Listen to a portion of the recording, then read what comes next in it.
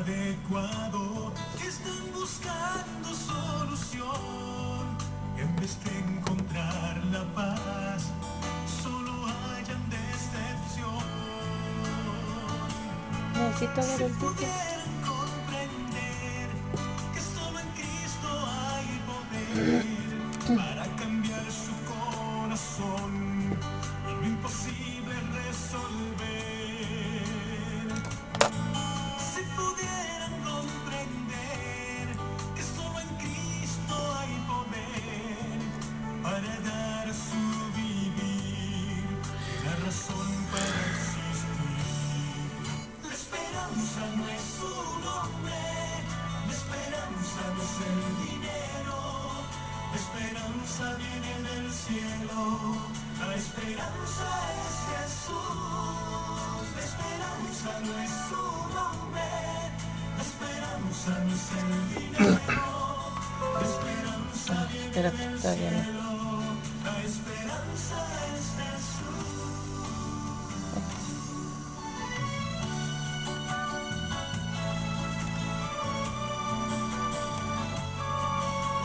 ¿Ya?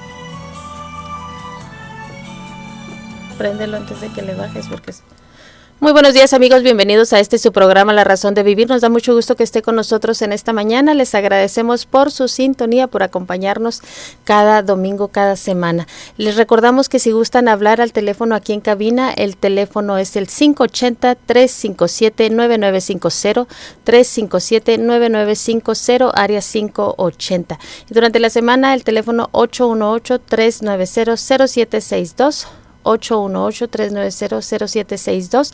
Si gusta mandar algún mensaje, algún texto, alguna sugerencia de algún tema que le gustaría, lo puede hacer a ese teléfono. También les recordamos que estamos ubicados en el 1702 suroeste de la avenida Jefferson, esquina con la 17, los miércoles a las 7, sábados 9:30, 11 el servicio. En el 1702 suroeste de la avenida Jefferson, esquina con la 17, aquí en Lawton, Oklahoma, es cordialmente invitado. Nos encantaría poder agradecerle a muchos que sabemos que nos escuchan y no les conocemos. Nos encantaría poder conocerle y agradecerle personalmente por su sintonía. Les recordamos el 1702 suroeste de la avenida Jefferson, esquina con la 17, miércoles a las 7, sábados 9:30, 11 el servicio. En esta mañana el título del tema es El más grande complot de la historia. Buenos días amigos que nos escuchan en esta mañana. Un placer el poder saludarles y poder comenzar esta mañana con el tema que sin duda alguna es bien importante. Saben amigos, cada vez que estamos meditando, pensando y acomodando los temas que hemos dado, los que planeamos dar, siempre pedimos la dirección de Dios para poder presentar palabra de ánimo, de consuelo, de fe y de esperanza, que nos anime a seguir adelante en la vida y prepararnos para esa vida que el Señor tiene preparada para cada uno de aquellos que le aman, que le buscan. Así que amigo, amiga, bienvenido nuevamente. Y esta mañana, ¿cuál es el más grande complot de la historia? ¿Cuál será ese complot más grande de la historia, querido amigo, querida amiga? Fíjate, complot es aquel plan, aquel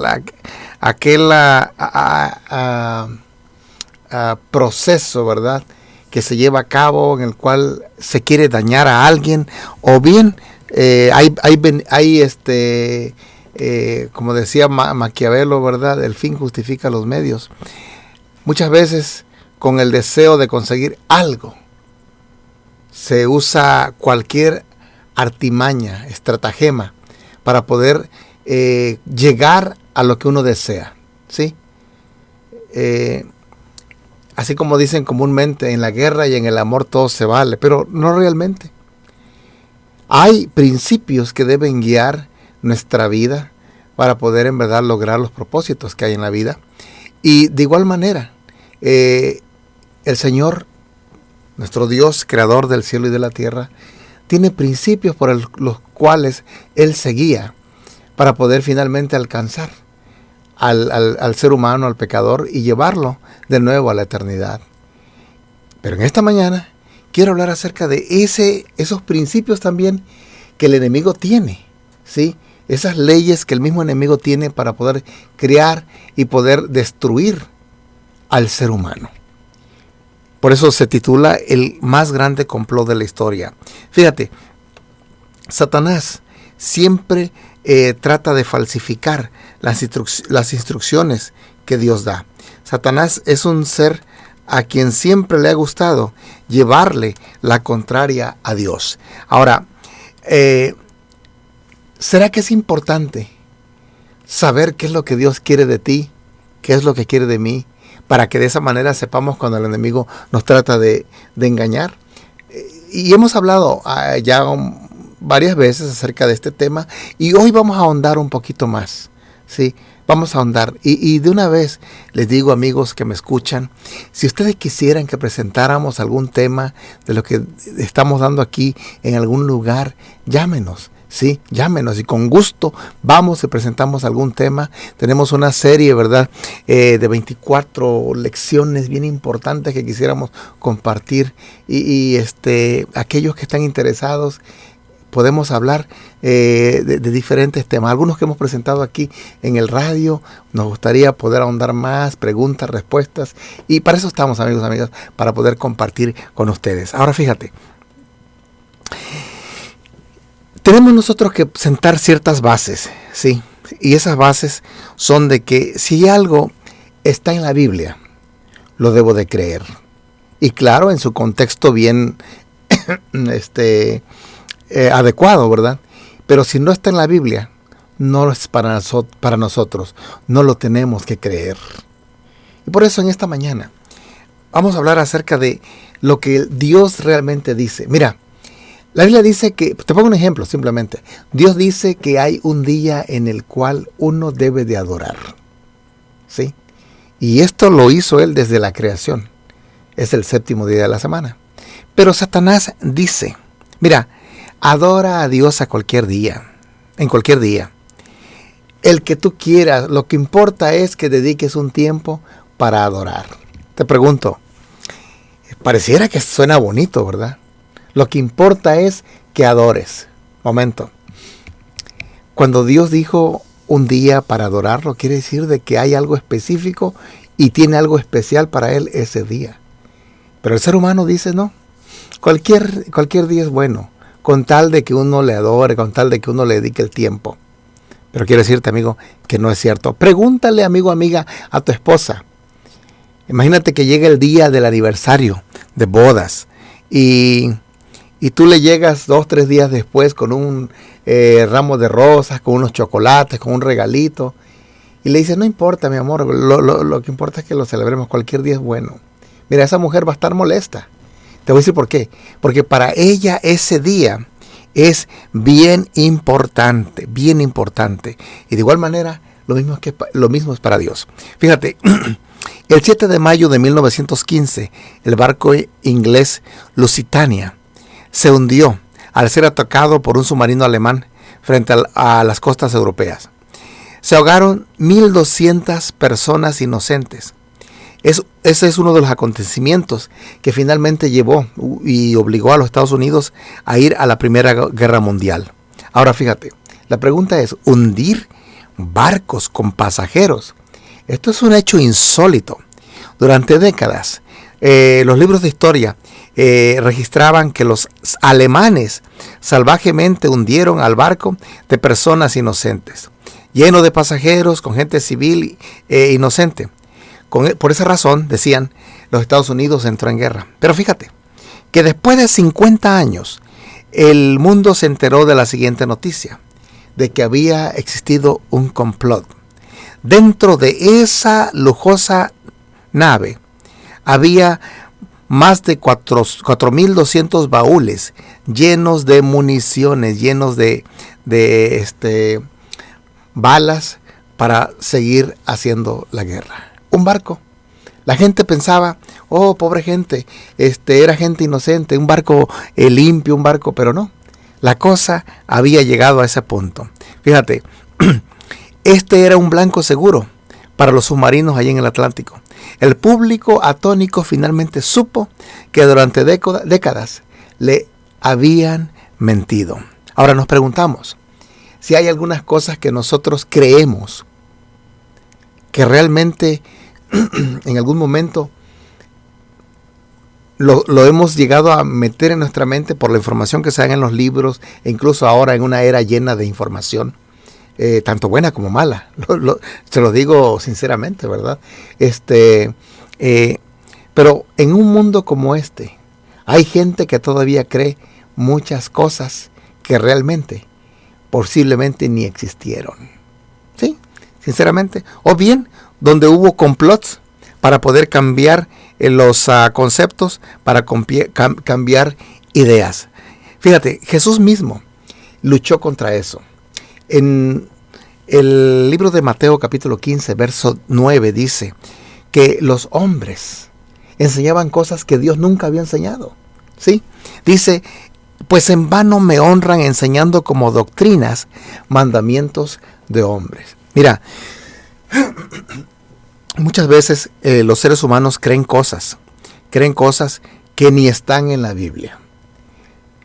Y lo digo con mucho respeto, queridos amigos, querida amiga. Yo te pregunto, cosas que practicas o que en algún momento te han enseñado, lo digo con mucho respeto, porque a veces hasta nuestros propios padres nos han enseñado a creer algunas cosas. Pero pregúntate, ¿será que eso está en la Biblia?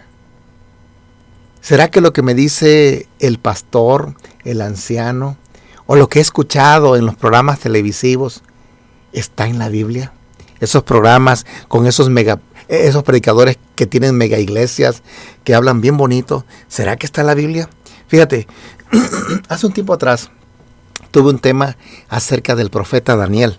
Aquellos que son fieles seguidores del programa se acordarán que hablamos acerca de la famosa estatua de Nabucodonosor, que se encuentra registrada ahí en el capítulo 2 del libro de Daniel. La estatua que soñó Nabucodonosor tenía un orden de valores. Era una estatua hecha de materiales, de metales, y iban en orden. Lo interesante es que cuando Nabucodonosor tiene ese sueño, él no se acordaba qué es lo que había soñado. Y así que llamó a todos sus sabios, sus consejeros, y por qué no decirlo, a sus brujos también. ¿Sí? Ahora fíjate, entre esos sabios estaba también Daniel. Aquellos que han leído la historia recordarán que Daniel había sido transportado, deportado, ¿verdad? De su tierra natal, de Judea, había sido llevado cautivo a Babilonia. Él y otros compañeros, bueno, el pueblo, mucho pueblo, pero eran 4 caballeros. Daniel, era Ananías, Misael y Azarías, 3 otros caballeros después de Daniel. En total eran 4. Ellos habían sido transportados y estaban dentro de la corte del rey. Ahora ellos formaban parte de esos sabios. Ellos no eran brujos. Los otros, muchos de ellos eran brujos realmente. Pero ni aun ellos pudieron traer a la memoria nuevamente del rey Nabucodonosor el sueño que había tenido de la estatua. Sin embargo, Daniel le dijo, ¿sabes qué? No hay hombre. Los mismos sabios habían dicho también lo mismo. No hay hombre que pueda tener un sueño y que haya alguien que se lo diga. ¿Sí? Tal vez los dioses que están allá en las alturas, los verdaderos dioses sí lo pueden hacer. Y Daniel pertenecía a ese verdadero Dios. Y Daniel le dijo al jefe de la guardia, ¿sabes qué? Aquel que quería matar finalmente a los sabios. ¿Por qué? Porque nadie le había dicho al rey qué es lo que había soñado. Y Daniel le dijo, dame un tiempecito, déjame consultarlo con mi Dios. Y fue y con sus amigos comenzaron a orar. Y Dios le reveló a Daniel el sueño. Y el mismo sueño que tuvo Nabucodonosor, lo tuvo Daniel. Pues bien, vamos rapidito, porque eso en algún momento ya lo vimos. Y aquellos que tengan oportunidad de leerlo, léanlo. Daniel capítulo 2. Muy bien. Y de paso, amigo, amiga, si tienes preguntas para ahondar más este tema, llámanos al 818-390-0762 durante la semana. Mientras estamos aquí, ¿quieres comentar algo? 580-357-9950. Muy bien.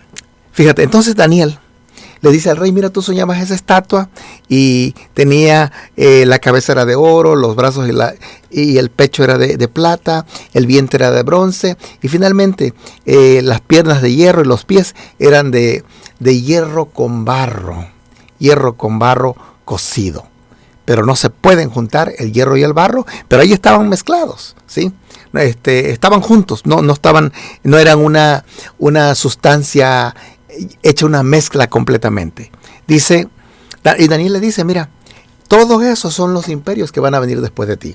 Tú eres la cabeza de oro, después de ti vendrá uno más en menor valor, pero de igual manera fuerte, después viene otro y otro, y luego dice, va a haber otros reinos. Muy bien, eso es lo que Daniel le dijo al rey. Ahora fíjate que es interesante, que Daniel le dijo, tú eres esa cabeza, oh rey, después va a venir otro. Y de acuerdo al libro mismo de Daniel, nosotros sabemos que al final prácticamente de la vida de Daniel, que cuando había muerto ya el rey Nabucodonosor, llegó el otro reino que mismo Daniel había visto en su sueño. Era el reino de los medos y los persas. Bueno, después de los medos y los persas, la historia no nos hace mentir. Siguió Grecia. Después de Grecia, siguió Roma. Y aquí es bien interesante. Dice Daniel, miraba yo en mi visión de la noche, y he aquí que de los 4 vientos del cielo combatían en el gran mar, y 4 bestias grandes diferentes, la una de la otra, subían del mar. Fíjate que Daniel, después de que vio esa famosa estatua y que se la dio a conocer al rey Nabucodonosor, él tuvo un sueño. ¿Cuál fue ese sueño? Y se encuentra registrado en el capítulo 7, el sueño de las famosas 4 bestias. Y sabes, querido amigo, querida amiga, oh sorpresa, que Dios, cuando tiene interés de que los hombres conozcan o sepan algo, no tan solo te lo dice una vez, te lo repite muchas veces para que de esa manera pueda hacer un efecto en nuestra mente y para que sepamos lo que Él nos quiere decir. Esta es una técnica de didáctica, ¿sí? ¿De qué manera aprende uno? A través de la repetición, ¿sí? ¿Te quieres aprender las tablas de multiplicar? Repítelas, no hay de otra. No hay de otra. Multiplica en tu mente, practica. Y a fin de cuentas ya no se te van a olvidar. Sí, si la sigues practicando, claro está. Ahora fíjate, algo bien interesante. Daniel ahora miraba en el capítulo 7. Ahora Daniel solamente él vio tuvo un sueño.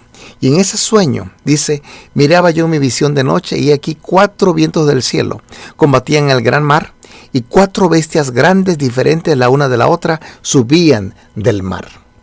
4 bestias. Ahora, ¿qué serían esas bestias? 4 vientos del cielo, un gran mar, 4 bestias que salen del mar. ¿Qué significará eso?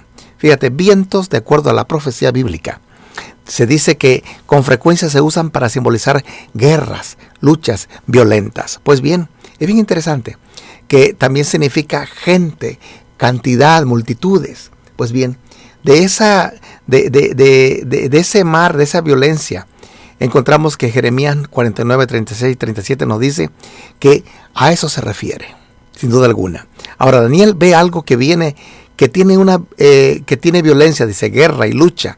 En otras palabras, este cuadro, fíjate, no es nada bonito.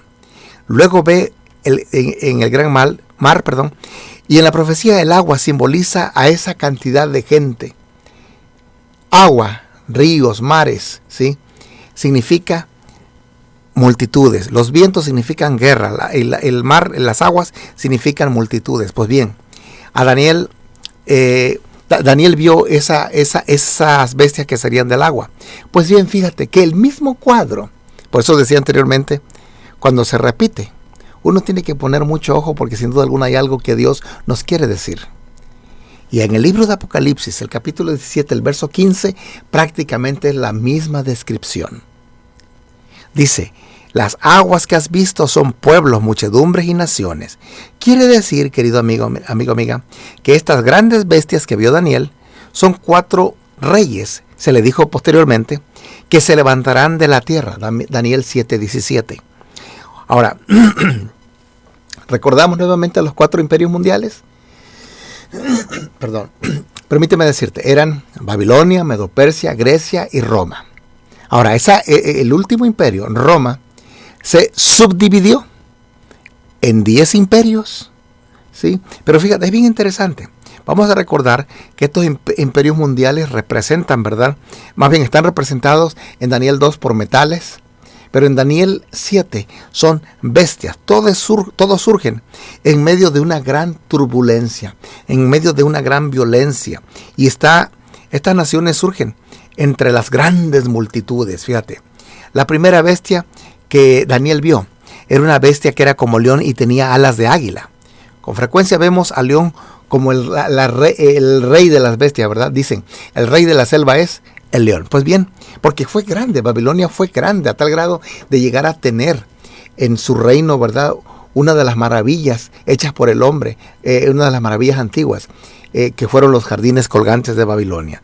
Muy bien, de igual manera Daniel también ve lo que era oro en la estatua de Daniel 2, ahora es el león en el capítulo 7 de Daniel.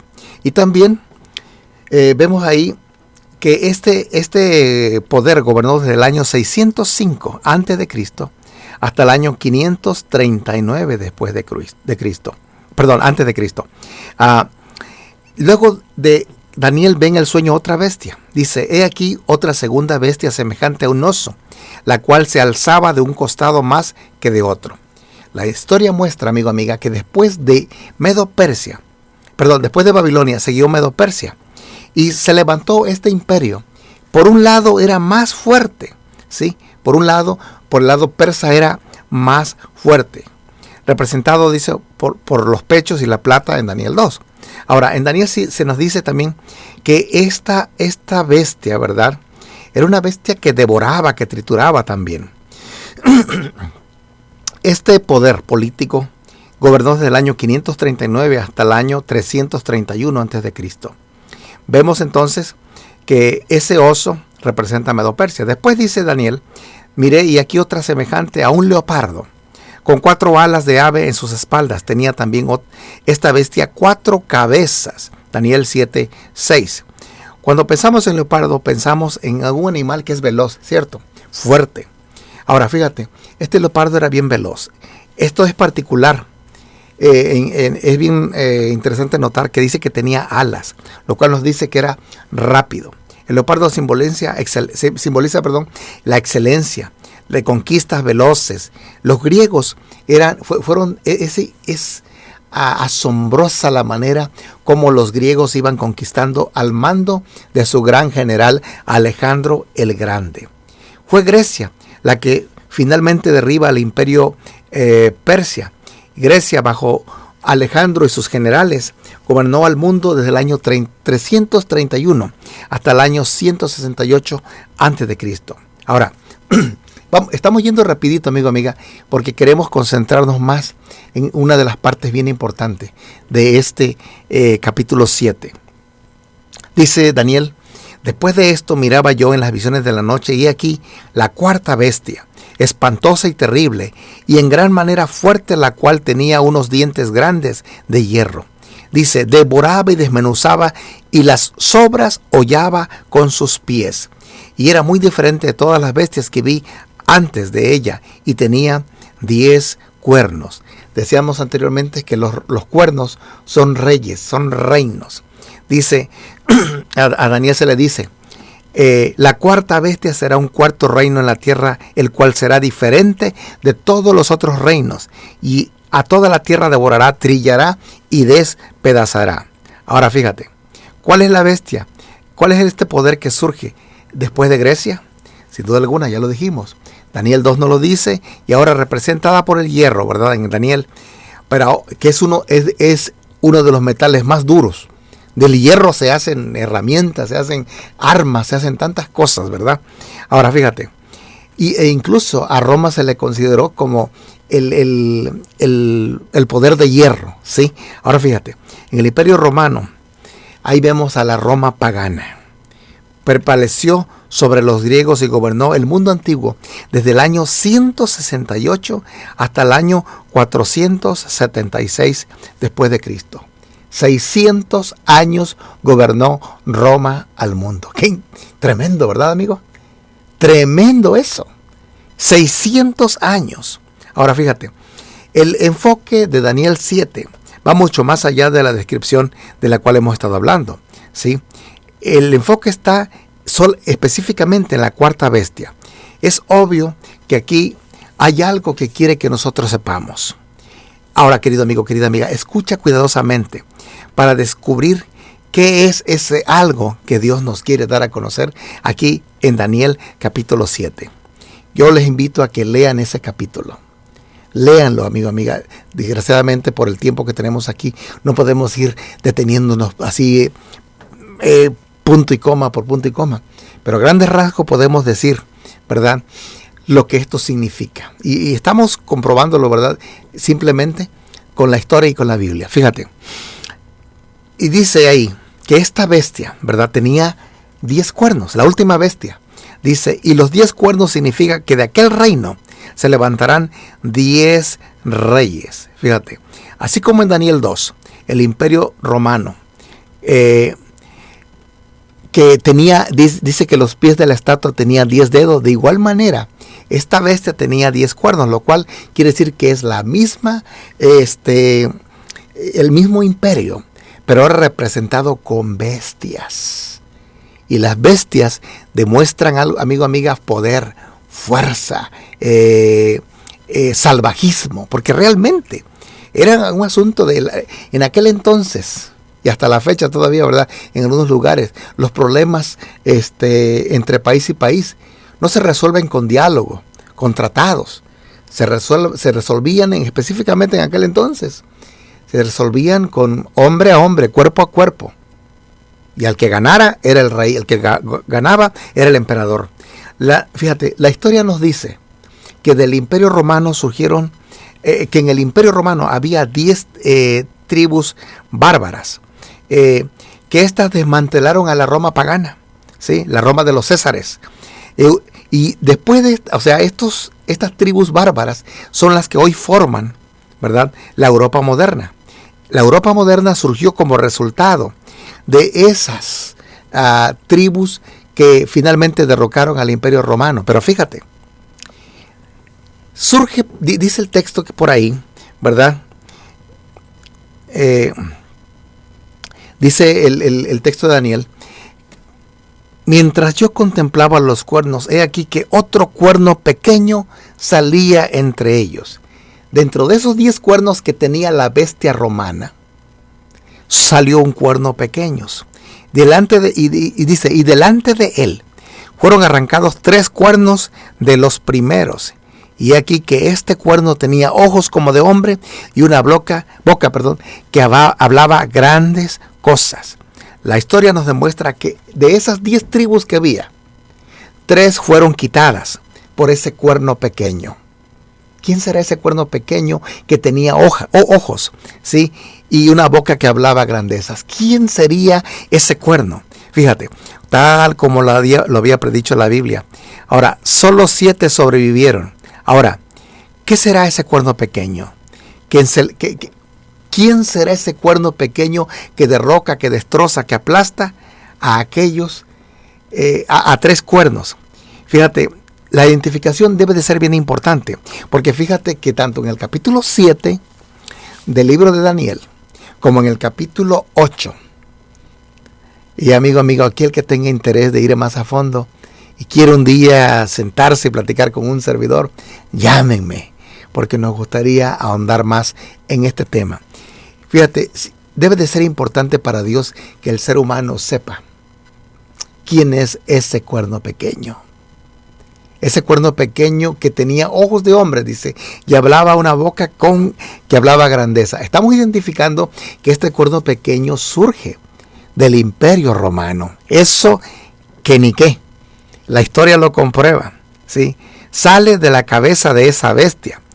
Este cuerno arranca a 3 reyes. Tiene ojos como de hombre. Ahora, ¿qué significará Los ojos, querido amigo, querida amiga, Jesús mismo dijo, son la lámpara del cuerpo. Pero fíjate que en los ojos se revelan grandes cosas. Tú puedes ver a una persona y ver el grado de confianza que tiene la persona, el grado de sinceridad que puede tener la persona, ¿sí? Con la mirada dices mucho, pero a la vez los ojos demuestran también mucha sagacidad, mucha confianza, incluso poder o soberbia, ¿sí? De ahí que cuando Dios habla, dice que Dios, una de las cosas que Dios odia o aborrece es la mirada soberbia. Fíjate, con los ojos, querido amigo, querida amiga, tú puedes decir grandes cosas. Puedes decir que puedes dejarle a saber a una persona que te gusta, que la aceptas, que la aprecias. Puedes mirar con ojos tiernos a alguien y con los ojos puedes enamorar o condenar a alguien. Eso que ni qué. Ahora fíjate. Dice aquí que tenía ojos. Quiere decir que los ojos eran ojos altivos. Vamos a ir más adelante y te diré por qué. Dice Daniel 7:25 que y hablará palabras contra el Altísimo. Debe de ser un poder que es soberbio. Debe de ser un poder que habla palabras pomposas, palabras contra el Altísimo. ¿Quién es el Altísimo? Dios. Ahora eso dice Daniel 7:25. En otras palabras, es un poder blasfemo, que habla palabras contra Dios. Y aquí vemos algo bien interesante. Los otros imperios, querido amigo, querida amiga, eran imperios bélicos, imperios que entraban en la vida civil. Pero este poder del cuerno pequeño no tan solo tiene que ver con la vida civil, sino que se va más allá de la vida civil. Este poder ahora también tiene que ver con el poder religioso. ¿Habrá algún poder político que se invista de un poder religioso también y que pueda gobernar al mundo?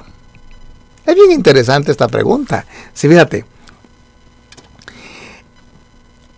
Dice aquí que este cuerno pequeño, de acuerdo a Daniel 7:20, dice crecía y parecía más grande que sus compañeros. Es decir, que la influencia que este poder iba a tener iba a ser mucho más poderosa que las mismas naciones que se formaron en la Europa, lo que hoy conocemos como Europa moderna. ¿Quién sería ese poder, querido amigo, querida amiga, que se levantó entre las ruinas de Roma y llegó a gobernar al mundo? Y de acuerdo a lo que dice el libro de Daniel, en capítulo 2 específicamente, dice que este poder estará en el mundo y solamente podrá ser destruido por aquella roca que viene y destruye a toda la estatua, y esta roca llega a ser un gran monte, y ahí es donde se establece el reino de Dios. Quiere decir que solamente Cristo finalmente podrá, con este poder que se levantó de las cenizas del imperio romano. Querido amigo, querida amiga, es interesante conocer la profecía. Es interesante poder descubrir que el Señor tiene planes para ti. Por lo tanto, querido amigo, querida amiga, acerquémonos a Dios hoy y busquemos en su palabra lo que Él trata de enseñarnos, lo que Él quiere que nosotros sepamos. Mira, vamos en esta mañana a escuchar un canto. ¿Sí? Escuchemos un canto. Fíjate qué hermoso este canto. Y después continuamos con el cuerno pequeño.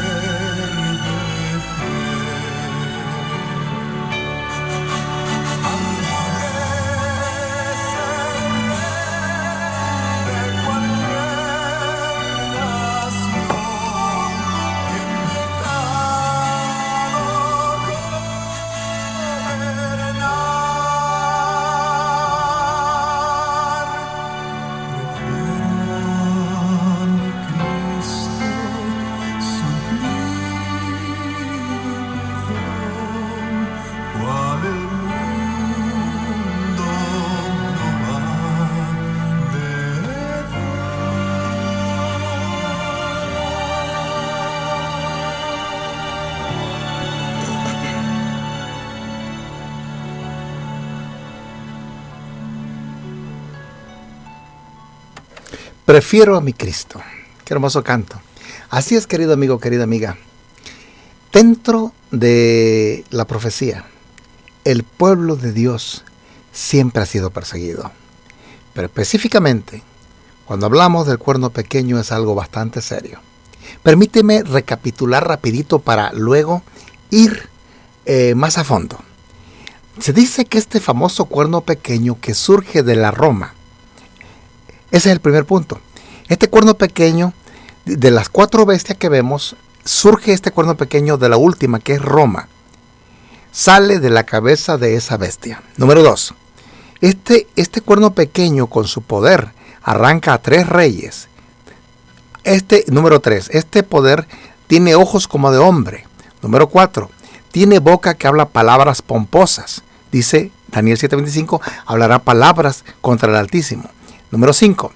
Parecía más grande que sus compañeros, es decir, que se extendía más, tenía más poder. Número 6. El cual será diferente a todos los otros reinos y a toda la tierra devorará. Interesante. Número 7. El ángel dijo el poder que el cuerno pequeño, dice, a los santos del Altísimo quebrantará. Aquí vemos algo bien interesante. ¿Qué poder se levantó después del Imperio Romano, que se hizo grande más que los otros poderes, más que los otros reinos, y quebrantó a los santos del Altísimo? Ponte a pensar, yo los invito, y siempre me gusta retar a la mente, ¿sí? A mí me gusta mucho investigar, leer. Amigo, amiga, yo los invito a que busquen en los libros de historia algún periodo grande donde haya habido tremendas persecuciones, donde haya habido tremendas matanzas de cristianos. Porque dice aquí que va a quebrantar a los santos del Altísimo. Daniel 7:25. Número 8. Dice que sería entregado, que el poder a este cuerno pequeño se le sería entregado hasta tiempos y medio tiempo. Daniel 7:25. Es decir, que este reino iba a gobernar tiempos y medio tiempo. Y en profecía, tiempo significa un año en profecía. Pero vamos a analizarlo más a fondo. Dice 9, este poder del cuerno pequeño dice que a la vez pensará en cambiar los tiempos y la ley. Fíjate, ¿acaso no es fascinante que Dios nos ha dado detalles específicos acerca de ese cuerno pequeño? Dios tiene, en realidad en su corazón el deseo que tú y yo sepamos cuál es ese cuerno pequeño que está todavía vigente, que tiene poder. Sí, querido amigo, continuemos, fíjate.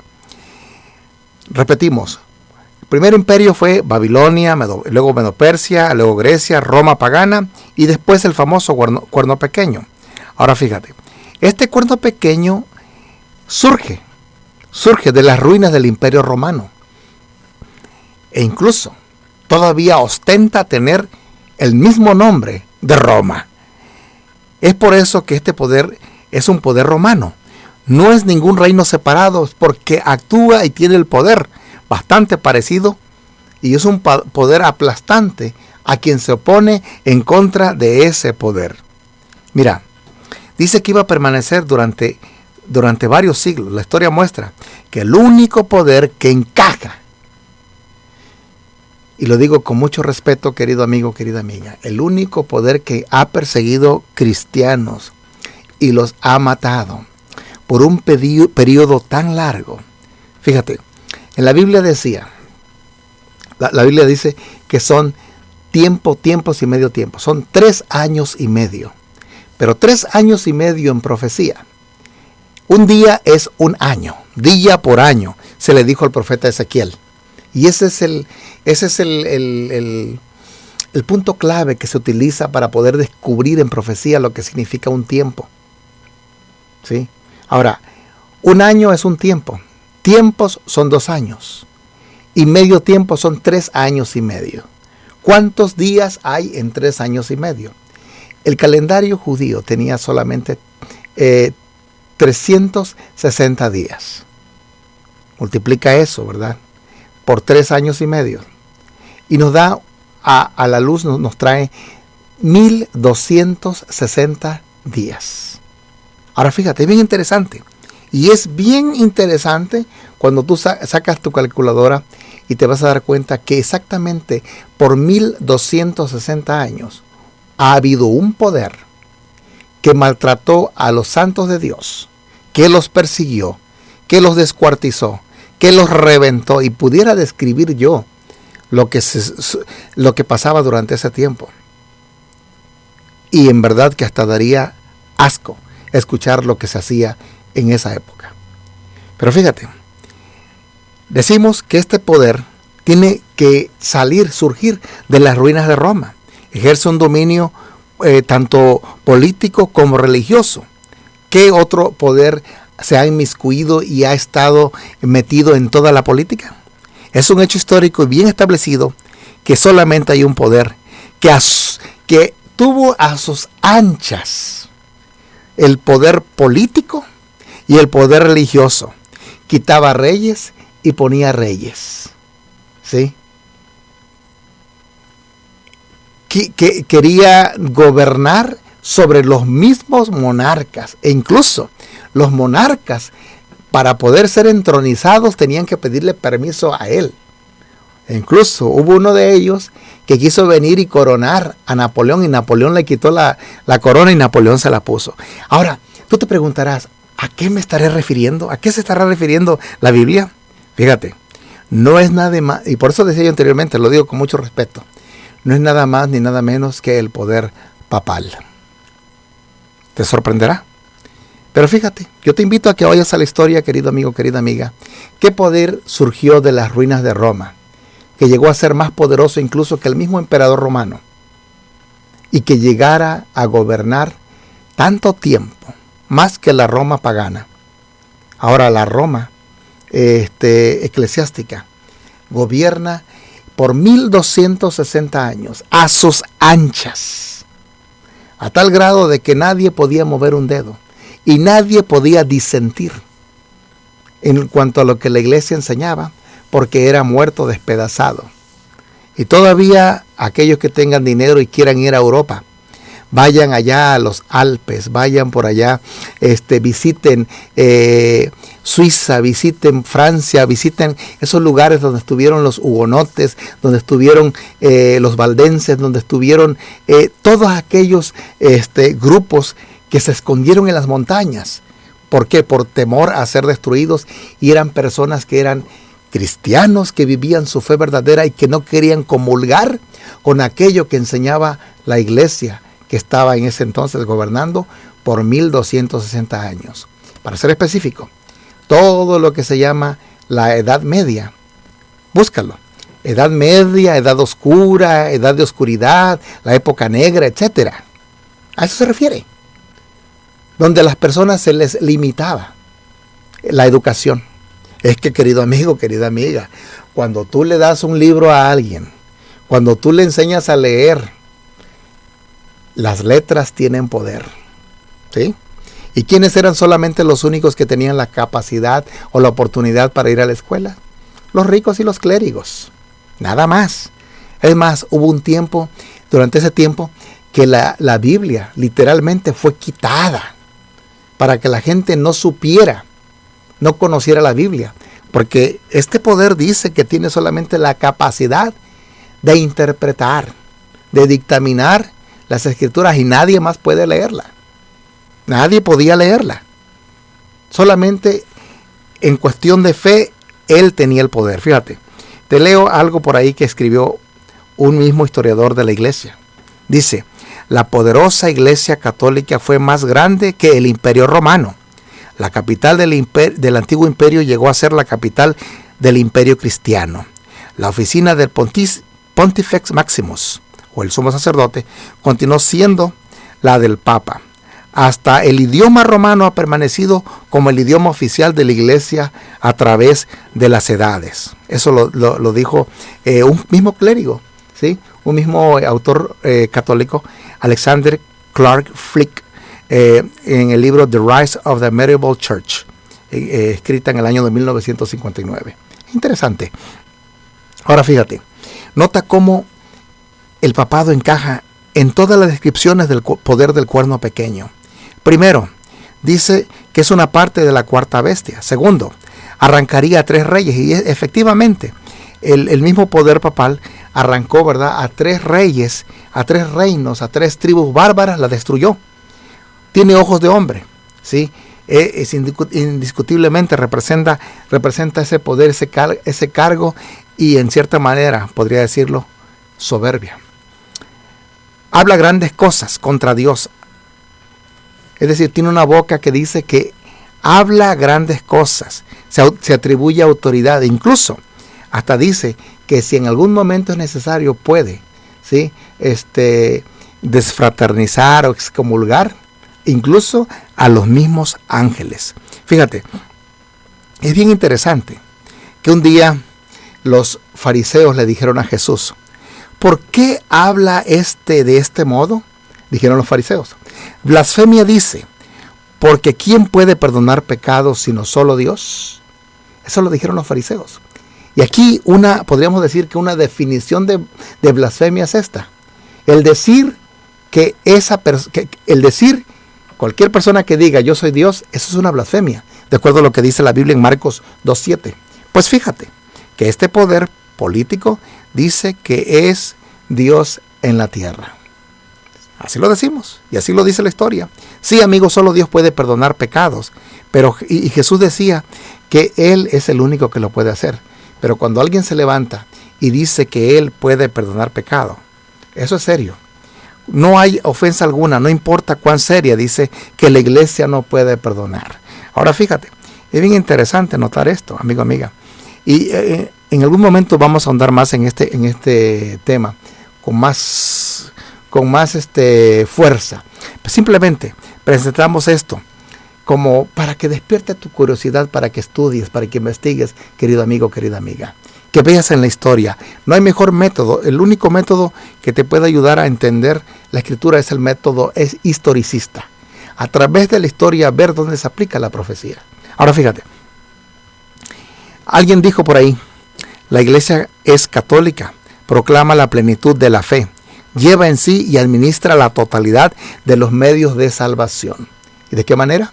Pues fíjate, cuando el ministro te dice qué es lo que tú tienes que hacer para poder ser perdonado. Tienes que llevar la famosa penitencia. Pero la Biblia me dice, ¿verdad?, que solamente yo puedo llegar al Padre y decirle: Señor, perdona mis pecados, y a través de Jesús soy salvo. Es más, mismo Pedro, escucha esto, mismo Pedro, a quien se considera el primer papa, que realmente no lo fue, dice él ahí en Hechos 4:12, y en ningún otro hay salvación, porque no hay ningún otro nombre dado a los hombres en que podamos ser salvos. Quiere decir, querido amigo, querida amiga, que mismo Pedro sabía, ¿verdad?, de que como hombre él no tiene el poder para perdonar pecados. E incluso ni mismo Pedro se dejaba besar la mano, mucho menos los pies. Un día le dijo a Cornelio: mira, levántate porque yo soy hombre como tú. Ahora fíjate, un día San Juan, dice el libro de Apocalipsis, que de repente él vio un ángel. Y dice: y cuando lo vi yo caí a sus pies para adorarlo. Es que se emocionó San Juan. ¿Por qué?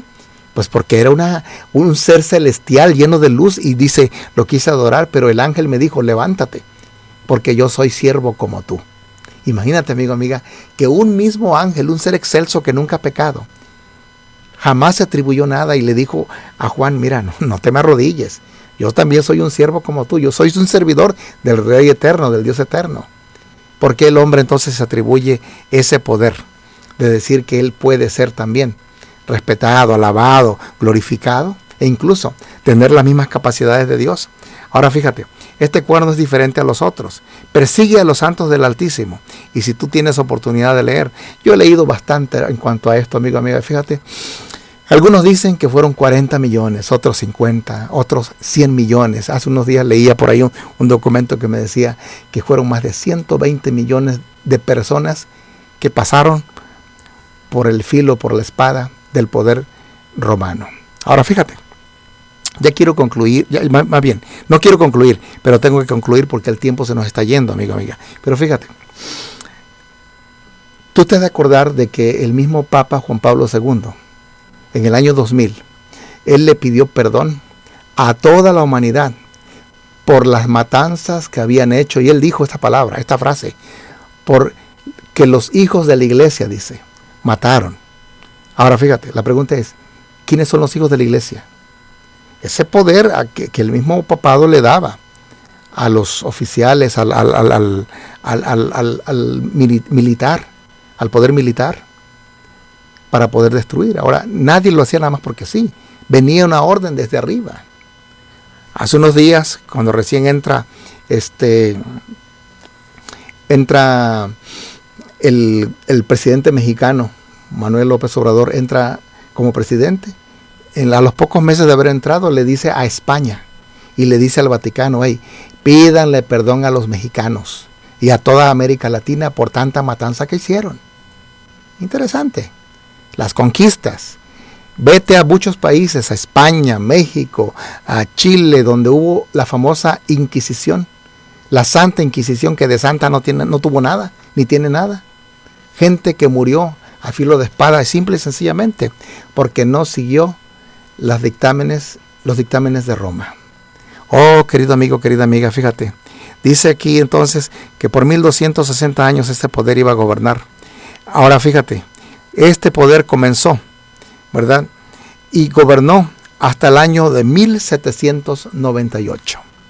Este poder gobernó desde el año 538, cuando cae el Imperio Romano, y se levanta por 1260 años hasta el año 1798, cuando el general francés, general de Napoleón, Berthier, toma cautivo al Papa y lo lleva al exilio. Ahora fíjate, querido amigo, querida amiga, esto que estamos diciendo lo queremos decir con mucho cariño. El Señor tiene un poder que finalmente va a venir y destruirá a los reyes de esta tierra. Yo te quiero preguntar, amigo, amiga, ¿estás obedeciendo más a Dios o a los hombres? Lo que crees, lo que practicas, lo que haces, ¿está basado en la Escritura? Ahora, yo tengo un tema que lo pueden buscar ustedes en internet, que se titula ¿Por qué hay tantas religiones? E incluso tenemos también otro que habla acerca de el periodo de la Reforma, Martín Lutero y la Reforma. Y ustedes van a investiguen por qué es que se levantó Martín Lutero, por qué se levantó Calvino, Zwinglio, Jerónimo, etcétera, etcétera. Tantos reformadores que se levantaron. ¿Por qué se levantarían, querido amigo, querida amiga? Porque el poder aplastante que tenía Roma era demasiado, que era insoportable. Por eso fue necesaria la Reforma. Por eso protestaron y se les llamó protestantes. Por eso existe la iglesia protestante. Pero tristemente, hoy la iglesia protestante sufre de amnesia. ¿Qué quiero decir con eso? Se han olvidado de tantas persecuciones y en nombre del amor hoy se hacen tantas cosas. Y la gente dice, bueno, ¿por qué hemos de protestar ahora? Todos estamos bien, todos tenemos mismos ideales, mismas ideas, pero quiero decirte, querido amigo, querida amiga, la cosa no ha cambiado. Quiero concluir, amigo, amiga, con una palabra de ánimo. Quiero decirte que lo hermoso de la historia aquí es que un día el Señor va a venir y va a destruir a los reinos de esta tierra, va a destruir a los poderes de esta tierra y va a establecer un reino, el cual no tiene fin. Por eso yo te invito en esta mañana a que te enlistes en ese poder que viene de parte del Señor, para que tú y yo podamos estar presentes ese día cuando Él venga en gloria y majestad, y nosotros le digamos, tal como dice el profeta Isaías, he aquí nuestro Rey, le hemos esperado, he aquí nuestro Dios, dice, le hemos esperado y Él nos salvará. Así es, querido amigo, querida amiga, muy pronto terminarán las injusticias en esta tierra. Yo te invito a que te enlistes del lado de la justicia. Por ahí alguien escribió, la mayor necesidad del mundo es la de hombres que no se vendan ni se compran. Hombres que sean sinceros y honrados en lo más íntimo de su alma. Hombres que no teman dar al pecado el nombre que le corresponde. Hombres que se mantengan tan leal al deber como la brújula al polo. Hombres que se mantengan de parte de la justicia, aunque se desplomen los cielos. Querido amigo, querida amiga, que Dios te bendiga. Si eres un cristiano que ha estudiado la Escritura, sigue ahondando más porque el Señor tiene cosas grandes para ti. Busca una iglesia donde se guarden los mandamientos. Busca una iglesia donde se guarde la palabra de Dios. Y sin duda alguna, que tú estarás en el paraíso con el Señor Jesús. Que Dios me los bendiga, amigo, amiga. Vamos a orar. Amado y buen Padre que moras en los cielos, santificado sea tu nombre. Gracias te damos por la profecía, porque tu palabra descubrimos nosotros grandes cosas que sin duda alguna, Señor, tú las dejaste para que nosotros nos preparemos, porque las cosas que vienen en este mundo, las calamidades, las plagas, sin duda alguna tú las dejaste, porque un día destruirás a los imperios de este mundo. Mientras llegue ese día, permítanos prepararnos, estar listos para la eternidad. En el nombre de Jesús. Amén. Y es así como llegamos al final de su programa La Razón de Vivir. Les agradecemos por su sintonía, los esperamos la próxima semana. Les recordamos que estamos ubicados en el 1702 suroeste de la avenida Jefferson, esquina con la 17, miércoles a las 7, sábados 9:30, 11 el servicio, teléfono 818-390-0762. Que tengan una feliz semana, Dios les bendiga. Esperanza no es su nombre, esperanza no es el dinero, esperanza viene del cielo, esperanza es Jesús. Hay quienes sostienen su esperanza en una vana ilusión para distraer un poco su vacío corazón.